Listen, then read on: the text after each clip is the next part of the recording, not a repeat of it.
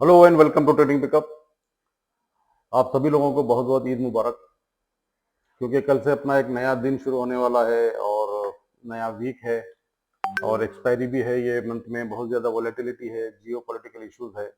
मेरे पास बहुत सारे इंक्वायरीज आ रहे हैं कि क्या अभी मार्केट क्या हो सकता है और कितना गिरेगा मार्केट, क्योंकि जिसके पोर्टफोलियोज हैं उनके ज़्यादा लॉसेस हैं, 30-40% डाउन है। तो ऐसे सिचुएशंस में हर कोई पैनिक होना वो लाजमी है। लेकिन जहाँ तक मेरा सवाल है, मैं ऐसे चीज़ों को अपॉर्चुनिटीज़ के तौर पे देखता हूँ।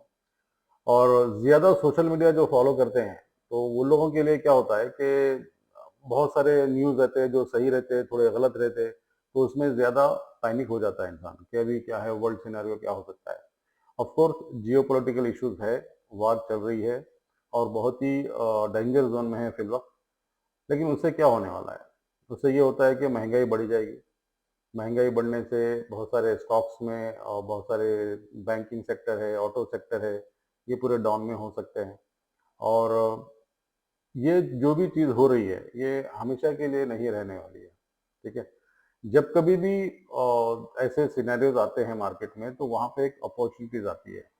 जैसा मैं यहाँ पर आपको ये बताता हूँ, ये वाला जो है, ये जनवरी 2020 का है। पता है, ये जनवरी 2020 में ये जो चीज़ है यहाँ पर, ये हमारा कोरोना का टाइम था, कोविड-19।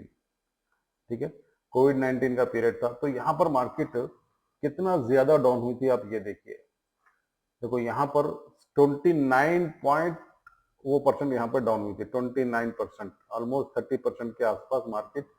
ये तीन महीने का एक कैंडल है, क्योंकि मैं यहाँ पे 3 मंथ का एक कैंडल लेके चल रहा हूँ, ताकि आपको बताऊं कि ये 3 महीने कंटिन्यू मार्केट नेगेटिव था और इसमें 29% का यहाँ पे फॉल आया था। ठीक है? फिर आपको मैं और पीछे लेके चलता हूँ, ये पीरियड है, ये 2008 का पीरियड है, जो कंटिन्यू एक साल मार्केट नीचे ही था। तो यहाँ पर ऑलमोस्ट 52% मार्केट फॉल हुआ था, 52%। लेकिन क्या 52% मार्क, क्योंकि ये तो पीरियड मेरे लिए बहुत ज्यादा इंपॉर्टेंट है, क्योंकि मैं जो भी सीखा हूँ यही पीरियड में सीखा हूँ। तो ये जो पीरियड था, यहाँ पर मैंने बहुत ज्यादा, मतलब बहुत ज्यादा लॉसेस कर लिए थे, क्योंकि मैं भी नया था उस टाइम पे मार्केट में। तो ये जो पीरियड है, अब यहाँ से देखो आप, अभी तक मार्केट कंटिन्यूसली ऊपर है। तो यहाँ से 2008 से फिर 2020 तक, ये 12 ईयर्स में मार्केट कंटिन्यू ऊपर ही है। उसके बाद एक फेज आया जो कोविड 19 का था, जहां पर मार्केट, ऑफ कोर्स पूरे वर्ल्ड का मार्केट, इकोनॉमिकल क्राइसिस आ गए थे। तो यहाँ पर भी इसने 30% के आसपास डाउन दिया था। उसके बाद देखो मार्केट कैसा रिवर्स हुआ है। उसके बाद कंटिन्यूसली यहाँ तक, ये 2020 से 2025 तक मार्केट अप ट्रेंड में ही था। तो जब कभी भी इस तरह का बड़ा फॉल आता है, तो हमारे लिए अपॉर्चुनिटीज रहती है मार्केट में, और कब अपॉर्चुनिटी यूज करना है वो भी अपन सीखेंगे। तो ये जो पीरियड है अभी इस वक्त, ये अपना साइडवेज का मार्केट है। ठीक है? अब ये देखो, यहां से ये पीरियड से आप ये डेट यहां पर देख लो, जुलाई 2024 से और आज तक ये पीरियड में कुछ भी मूवमेंट नहीं आया। और जो लोग मार्केट में एक साल से हैं, उनको पता है कि मार्केट एक साल में कुछ भी रिटर्न नहीं दे रहा है, क्योंकि जुलाई 2024 से अभी तक मार्केट वही रेंज में चल रहा है, 25,000 26,000 के आसपास, वहां से डाउन नहीं हुआ है। तो सर्टेन लेवल्स है जो हमको देखना है। तो ये देखो, ये 3 महीने में मार्केट 11-12% के आसपास हमारा फॉल हुआ है, जनवरी से अब तक। ठीक है? जनवरी से अब तक हमारा मार्केट फॉल हुआ है। अब अपने लिए सपोर्ट एंड रेजिस्टेंस का काम ये चीजें करती हैं। अगर मार्केट और भी फॉल होना है, तो यहाँ मतलब 18,819 तक, आपको पता लगता है कि यहाँ तक आ गया मार्केट, यहाँ तक। ठीक है? ये लेवल 18,600 तक, ये लेवल है यहाँ पर।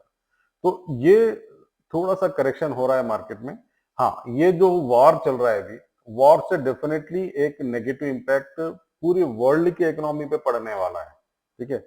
अगर ये वीक में हमारा कुछ भी रिजल्ट आ जाता है कि भाई यहाँ पे सीज फायर हो गया या वॉर बंद हो गई है, और जो भी कंडीशन है वो सारे ओके हो गए हैं, तो वहां से फिर मार्केट यहाँ से रिवर्स हो सकता है। ठीक है? तो उसमें हमको ज्यादा पैनिक होने की जरूरत नहीं है। और मेन थिंग तो जो रूमर्स आ रहे हैं ना, कि यहाँ पर ये हो गया, यहाँ पे ये हो गया, ये सारी चीजों को हमको अवॉइड करना पड़ेगा। जो चार्ट बता रहा है ना, वो चार्ट ही देख के आप काम करेंगे। हाँ, जिसका पोर्टफोलियो है, क्योंकि हम खुद पोर्टफोलियो मैनेज करते हैं, पोर्टफोलियो देखते हैं, पोर्टफोलियो में रहता है हमारा, कुछ स्टॉक्स भी रहते हैं, अगर वो 30-40% डाउन भी है फिल वक्त, तो भी पैनिक होने का नहीं है, क्योंकि जिस टाइम पे मार्केट रिएक्शन देगा तो इस तरह का रिएक्शन देगा वो। ठीक है, देखो यहाँ से 30% के बाद फिर यहाँ से कितनी बड़ी रैली दी है। तो ऐसे स्टॉक्स में हमको अभी अपॉर्चुनिटीज आती है मार्केट में रिएक्ट करने की। डाउनफॉल आ सकता है और भी, क्योंकि अभी ये वीक बहुत ज्यादा इंपॉर्टेंट है, ये मंथ इंपॉर्टेंट है बहुत ज्यादा। अगर ये मंथ में मार्केट थोड़ा सा रिकवरी देता है तो ये अपने लिए एक 26,250 का एक ऐसा रेजिस्टेंस है। अगर वो रेजिस्टेंस को पार हो गया 26,450 का, तो फिर ये मार्केट और भी ऊपर जा सकता है। और नीचे कहाँ तक आ सकता है अपन वो देख लेंगे अभी।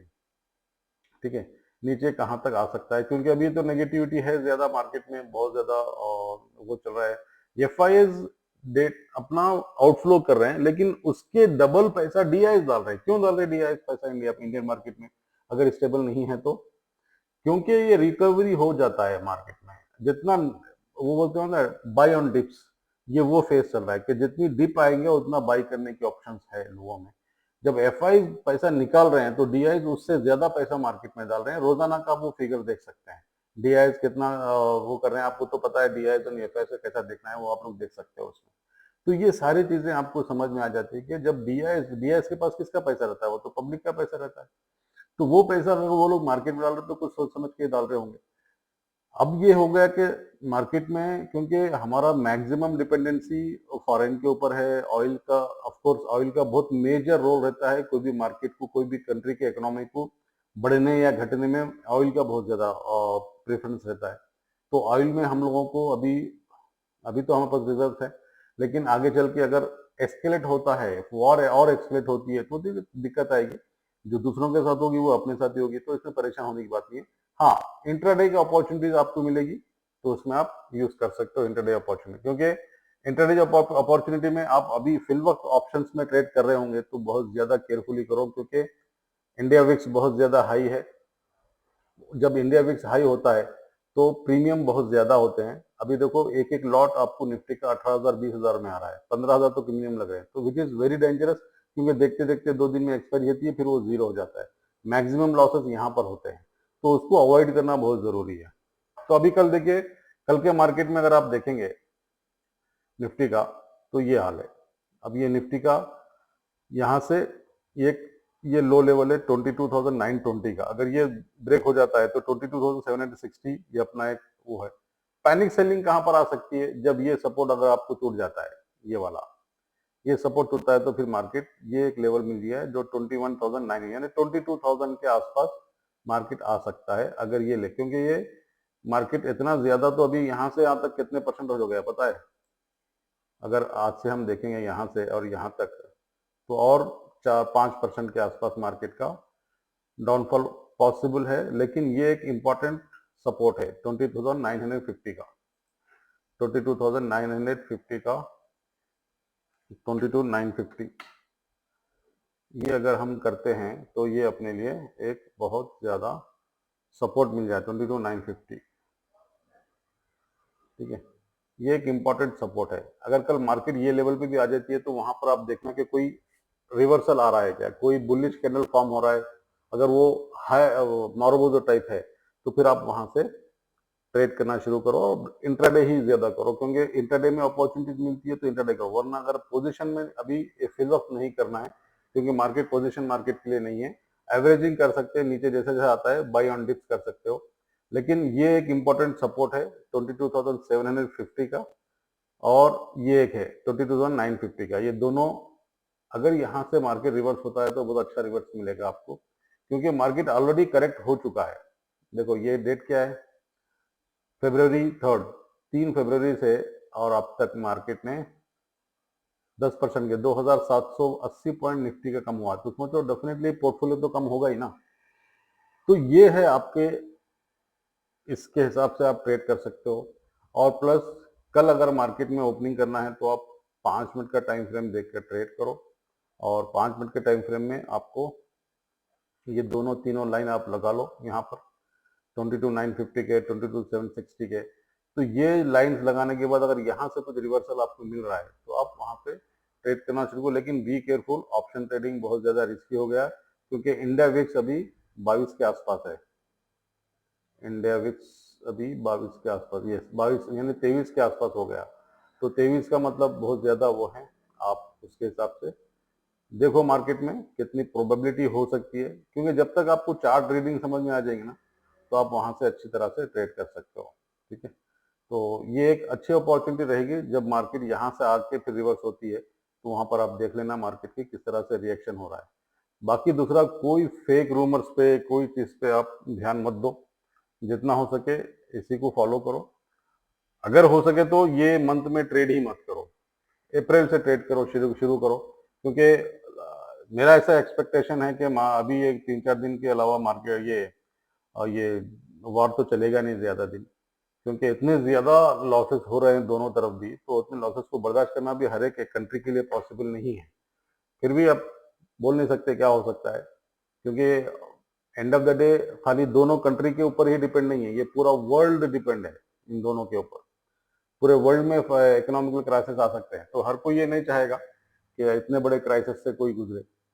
और जितना हो सके अपने फंड्स को सिर्फ यूज करो और इंट्राडे के लिए ही यूज कर लो। अगर उसमें 1000, 2000, 5000 के लॉस हो रहे हैं तो निकल जाओ, लेकिन उसके लिए होल्ड मत करो किसी दिन, क्योंकि जितनी देर होल्ड करेंगे फिर अगेन उसमें आपको दिक्कत आएगी। मार्केट में हर वक्त कुछ ना कुछ मूवमेंट आते रहती है, और ये जब भी इतने बड़े क्राइसिस आते हैं तो मार्केट में एक अपॉर्चुनिटी क्रिएट होती है।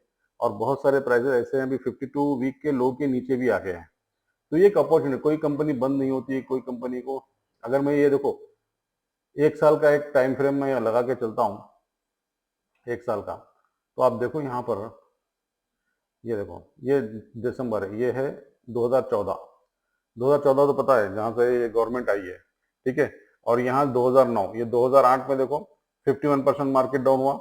अगर मैं ये इंडिकेटर को निकाल भी देता हूँ तो ये देखो 2008 की बात है, ये 2009 से जो मार्केट ऊपर का ट्रेंड पकड़ा है, अप ट्रेंड, अभी तक वो ऊपर के अप ट्रेंड में ही था। ये 1 साल का कैंडल है, आप देखो कितना आसानी से ये ट्रेंड पकड़ा है। 2009 से 2025 तक अप ट्रेंड में है, अभी भी ये डाउन ट्रेंड नहीं है, ये करेक्शन आया है। ठीक है, तो मार्केट का scenario as of now long term के लिए तो अच्छा ही है। शॉर्ट टर्म में ऐसी चीजें आती है तो उसको थोड़ा एब्जॉर्ब करना पड़ेगा, क्वेश्चन लगाना पड़ेगा, थोड़ा बर्दाश्त करना पड़ेगा, एक 5-6 महीने का थोड़ा अपना तकलीफ रहेगी। लेकिन मार्केट तो यार कभी भी अपॉर्चुनिटी देती है आपको, मार्केट अपॉर्चुनिटी देती है ऐसा हो ही नहीं सकता है।